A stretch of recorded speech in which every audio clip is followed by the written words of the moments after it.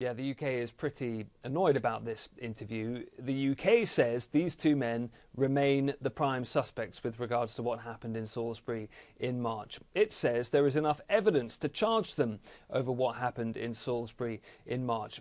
Britain says that far from being citizens or tourists, as they describe themselves, these men are members of Russia's military intelligence network. And the UK government is saying that this interview that's been given to RT today is further evidence of what it calls obfuscation and lies on the part of Moscow.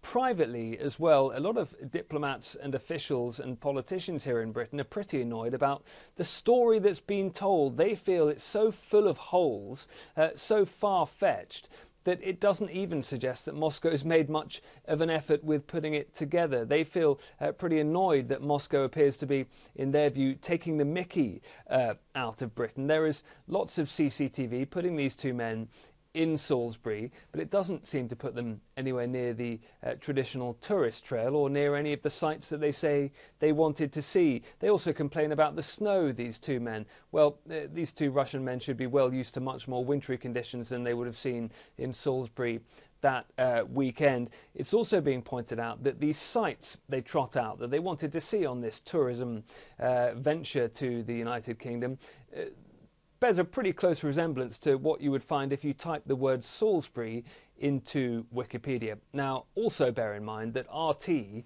is not a journalistic enterprise, this media outlet that these two men have given this interview to. It is the mouthpiece of the Kremlin. It is the English language mouthpiece of Vladimir Putin himself. It is very much state-backed.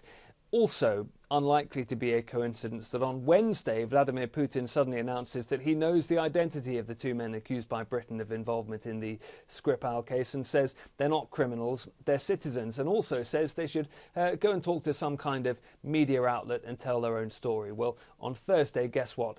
They are talking to a media outlet, telling their own story, saying they are not criminals, they are just citizens. Russia, of course, continues, by the way, to completely deny any involvement at all in what happened in Salisbury in March.